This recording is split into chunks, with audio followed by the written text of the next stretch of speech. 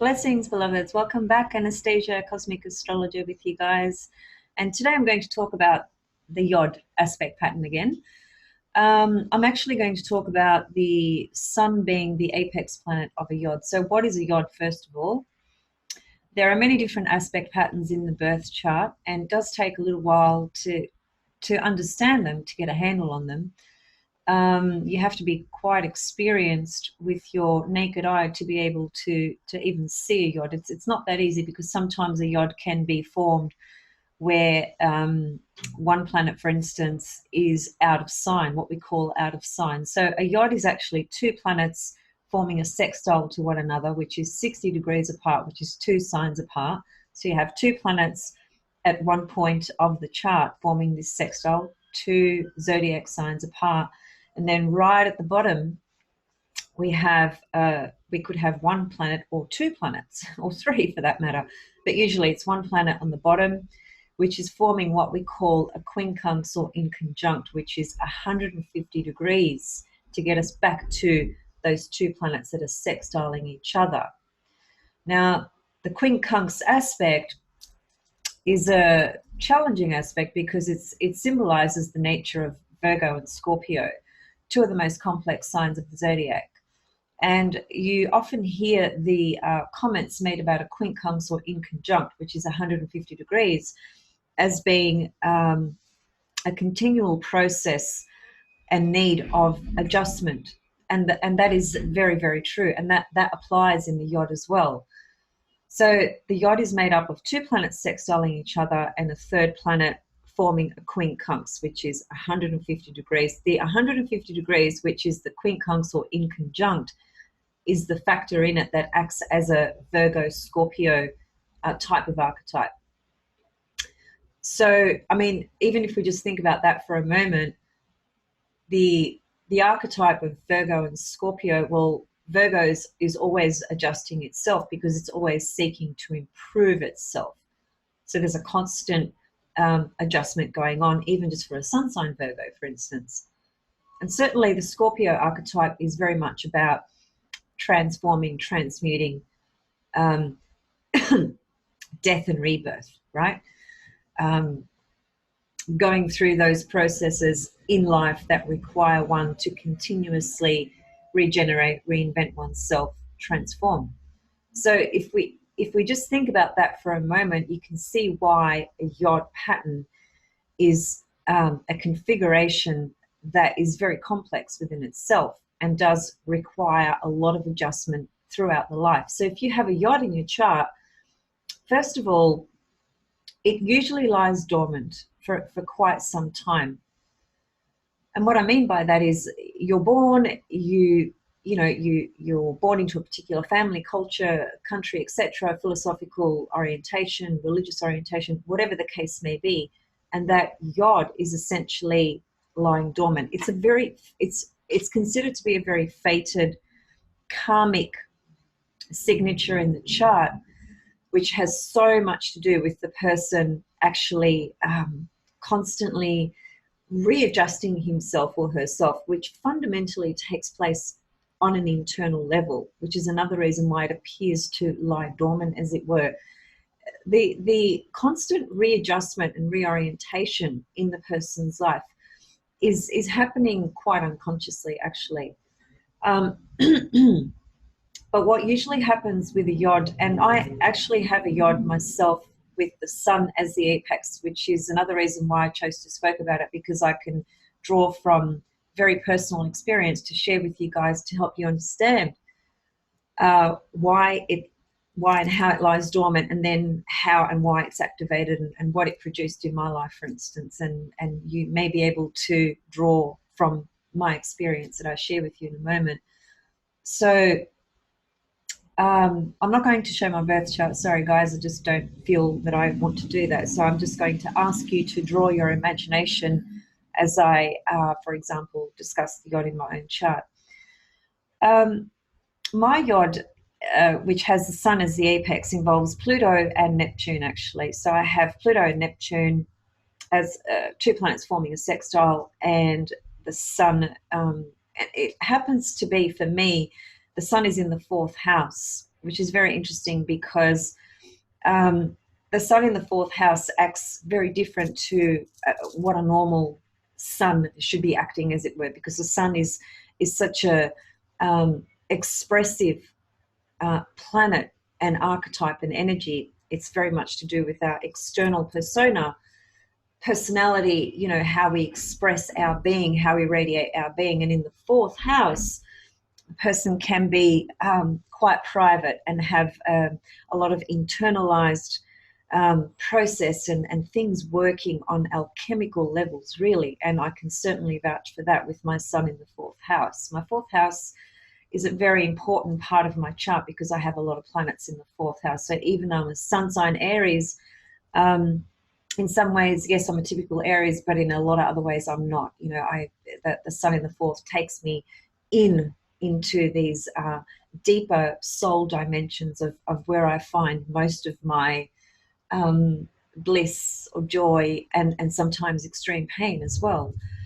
Because there's a lot of soul searching and soul navigating and soul working through, you know, when you've got planets in the fourth house, and especially the sun, because the sun is your central core identity, right? So it's known, the Yod is known as the finger of God. That's one term that's used to describe it. It's a very fated aspect pattern that works primarily internally until a very specific event or very specific conditions take place in the person's life where the Yod is activated, okay? And what I mean by that is through certain transits and progressions, which are predictive tools that we use to view and assess what's happening in the present moment, in the past, or in the future for that matter. But we're working with a timeline, essentially. So when the apex planet is activated through transits or progressions, then something about that Yod comes to life, as it were. It presents the individual with what's called the fork in the road, which is what the Yod symbolizes. It's literally a fork in the road, which means that the person's life direction takes a completely different course. And it's very dramatic, it's very intense, it's very purposeful, and it can be for better or for worse. It just depends on the consciousness in the individual, you know, what the circumstances are, how it's being triggered at which point in the person's life, and so forth. So when it is activated, that is the opportunity to actually really bring forth what's been internalized and what's been processing and what's been working behind the scenes, as it were. Because, as I said, a Yod is very much working on an internal level. The constant readjustment that is implied by the quincunx aspects is an internal adjustment that's going on. And obviously that is going to be defined or described by, for example, the apex planet. In this case, the sun. We're talking about the central core identity on that external level. So with the sun being the apex planet, the person is having to constantly go through readjustments in their life, which specifically pertain to willpower, okay? The sun and Pluto and Mars are all planets to do with will, expressing one's will. You know, the fact that you are alive and you have this willpower to keep going comes through the energy of the sun, Mars, and Pluto. So the sun being the apex planet, there's something about the person's personality, egocentric structure. Now, the moon also describes the egocentric structure, but so does the sun as well. So the sun's it's not able to just naturally behave like a normal sun when it's in a Yod. It has to go through those quincunxes, those two planets that are forming the quincunx. It has to navigate and adjust through the symbolism and the meaning of those two planets. In my case, it happens to be Pluto and Neptune, which is pretty intense, having Pluto in a Yod. And Neptune is obviously my spiritualized domain, experience, understanding, and so forth. And Pluto is about the constant deaths and rebirths, adjustments that need to take place in order for me to be able to transform what I need to transform about the sun's energy. So usually it's the apex sun is centered around continuous adjustments, which really speak to major self-correction, as it's called. The needed adjustments pertain to the manner with which he demonstrates his will, he or she, which is what I just said before. One's own sense of power and authority and self-pride are matters that are contained within this constant adjustment as well. There needs to be an objective self-examination that takes place over a very long time, years and years of work. It's inner work. It's alchemical work because it's internalized. And all this eventually leads to the important and proper growth that needs to take place with this adjustment process that's very deeply internalized. And that also then speaks to the ego drives being internalized, which can become bottled up, and that can be a source of frustration as well, which in early life affects the person's self-concept through their early environment. So it can affect one's self-confidence and self-esteem and level of self-importance, right? The sun is what gives us that central self-importance of who we are, right? For a very long time, when a person has the sun as the apex planet in a yod, they can go through life feeling somewhat powerless because the sun, which gives a source of power and expression, is undergoing and underworking many different processes in terms with regards to this constant adjustment that needs to take place pertaining to the two planets that are connected to the yod. So they can seem like a person who doesn't have a great deal of effect in their life and quite powerless until that yod is activated. That is when the sun particularly is hit off by a major transit or progression. That's going to open up the fork in the road and change the direction of the person's life for better or for worse. Now, in my case, I don't want to go into too much detail, but I'll tell you guys this. I can certainly resonate with everything that I just shared with you guys in terms of my own internal processing of constant adjustments that I've had to go through pertaining to the expression of my sun. And the sun very much relates to the father as well. It also relates to the men in your life if you're a woman, and if you're a man, it can talk about the connections you have with men as well, relationships.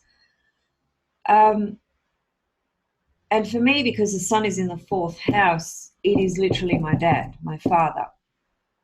So when my father transcended this planet in 2017, my yod was activated. There are a lot of things going on when my dad transcended astrologically that describe very clearly that was the time it was going to happen. It actually gives me goosebumps when I look at everything and when I think about it. It's still very difficult for me to talk about, but I'm trying my best. So when, in the case of this yod in my chart, it was activated through the planet Uranus. So because I have a sun in Aries, transiting Uranus in 2017 was in Aries, very late Aries. My sun is very late Aries in my chart. So what happened was, well, it all started actually when Uranus hit my IC, the bottom part of my chart, and then a little while later it hit my sun, and then it hit Mercury.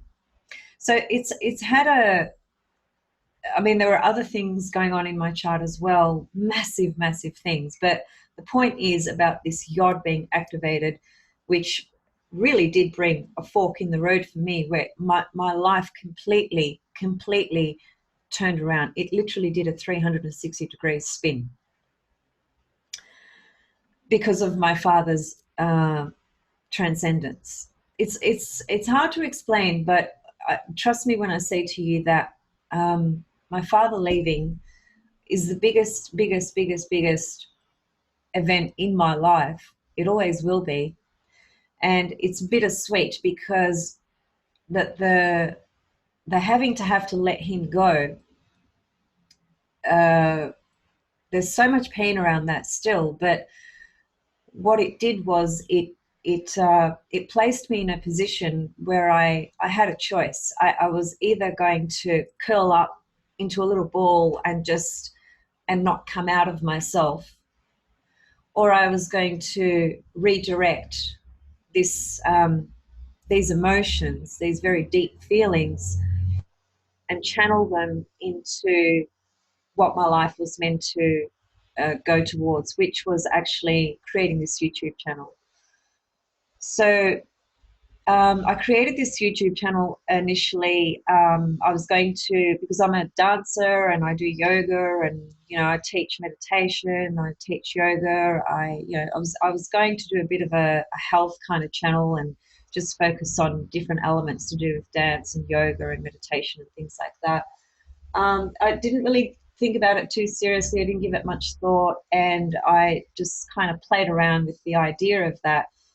But once my father transcended, my focus just shifted into my astrological work. Even though I've been practicing astrology for 25 years and I've taught courses, I've had 30 people in my living space. I was teaching from home. That's sun in the fourth house, right? So I've done a lot of different things with astrology over the years, and I've lived overseas and I was doing readings overseas for people and teaching and all sorts of stuff. But the last decade of my life was very concentrated on my father being here in this 3D reality. So I would probably say about 90% of my energy and attention and time was going to my dad, because I knew that his time was limited on this earth plane. And to be honest with you, that scared the hell out of me. It really scared the hell out of me. I used to have nightmares when I was 5, 6 years old of my dad leaving. That's how attached I was to him. It's a big story, and it's a big story because it's my life story, so it's huge. But when transiting Uranus hit my sun, that's basically when he left, when he transcended.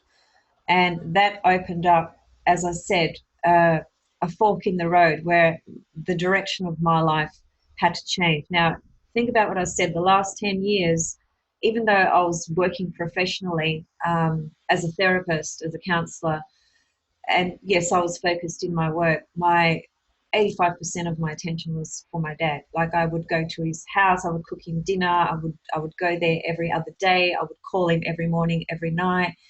I was so involved in his life, and there was a lot of hospital visits, and there was a lot of things going on because he had a few health issues going on.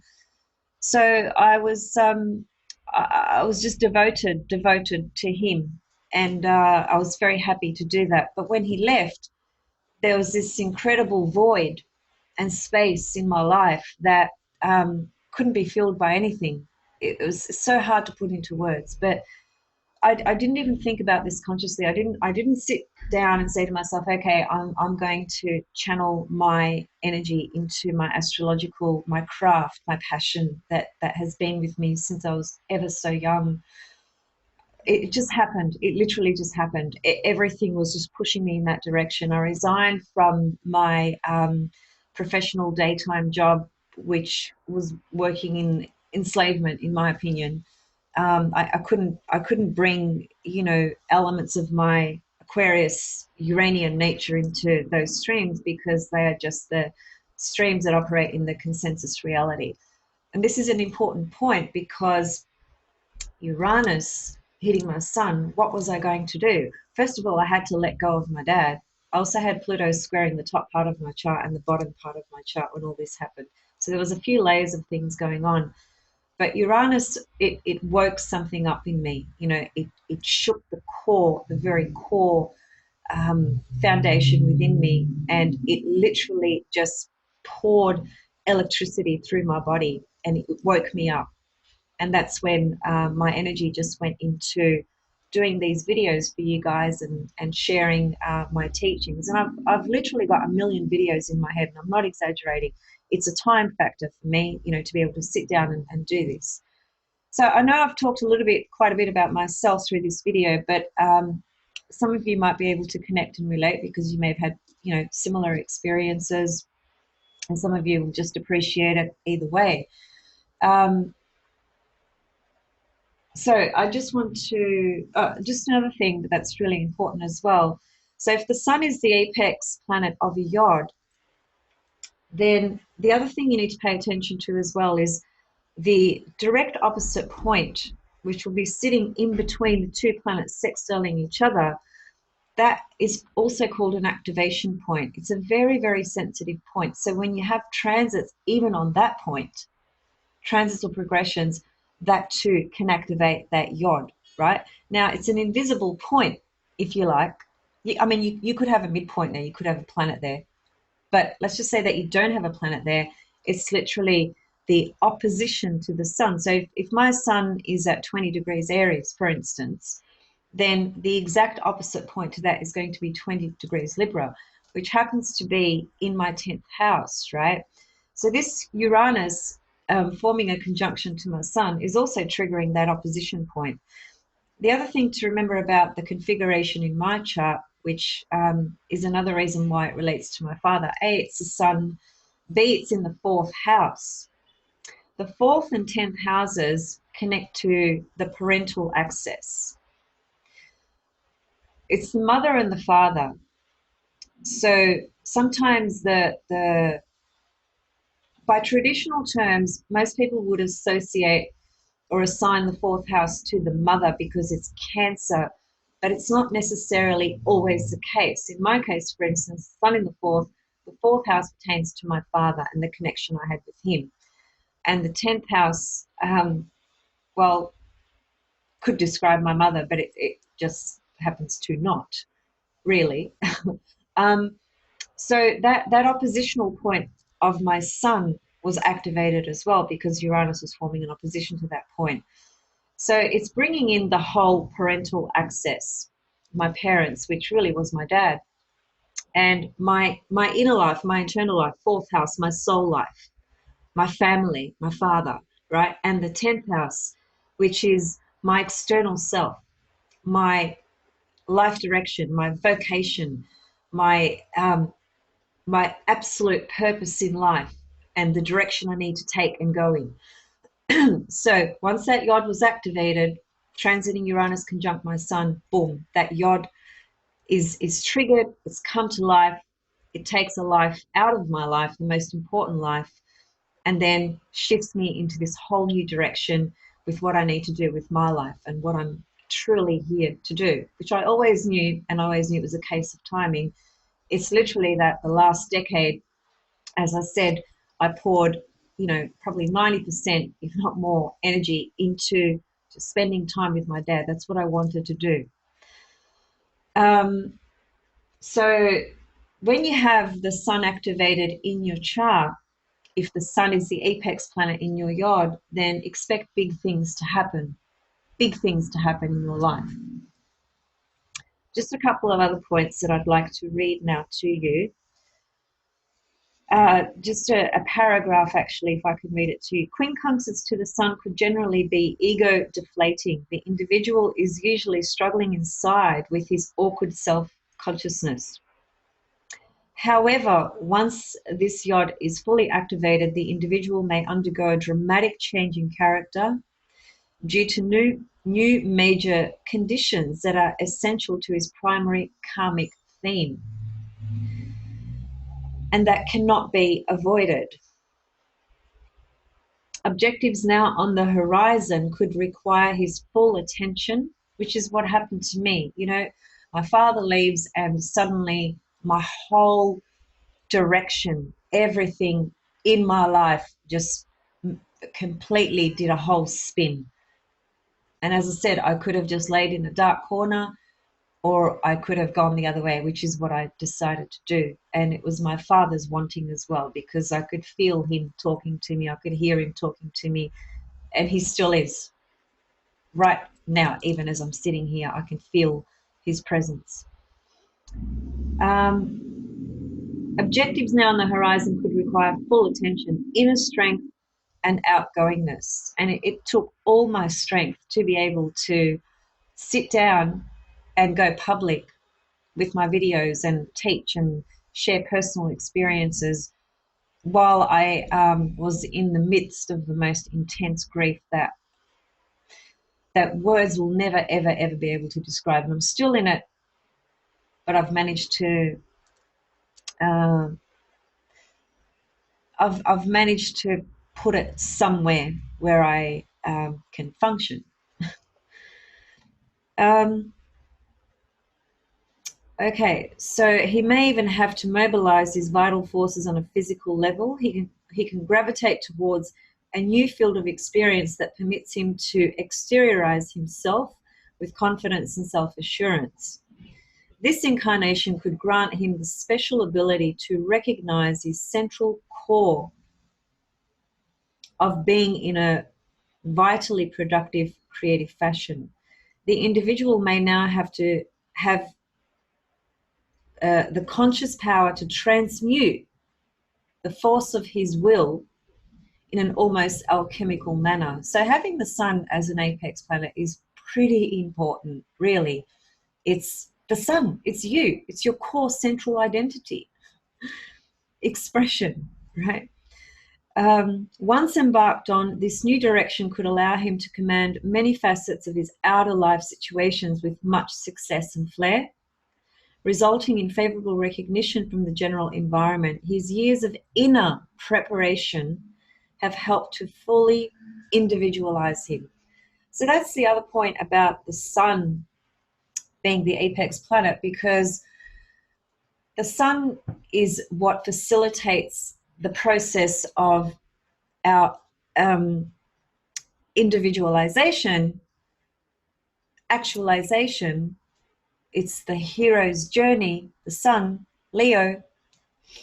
So it's a very, very powerful planet when it happens to be at the apex point of a Yod, because the whole life is spent, as I said, going through this constant process of internal shuffling, readjusting, which is not easy, by the way. Those of you who have sun as an apex planet in a Yod will know. You'll feel what I'm saying. You will resonate with it. But the key point is when it's fully activated through, a certain transit or progression, which then reflects incredibly powerful, dynamic conditions and life circumstances that just place the person in a position where they literally have to make a choice. So there you have it, guys. That's my point on the sun as the apex planet of a Yod. Just see if there's anything I left out here. No, so that's basically it. So mainly just a couple of points to consider for yourself, and also the sharing of my personal experience, which, as I said, some of you might be able to relate to it, and those of you that don't just might be able to appreciate it. I'll follow up on this series, and I'll try my best to do a video for every planet being in the apex position, and therefore all of you will be able to get an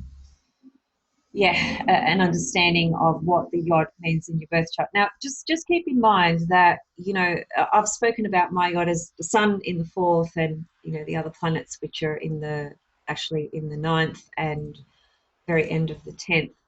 So to fully understand the Yod in a birth chart, you also do need to consider, the house placements of where all these planets are situated.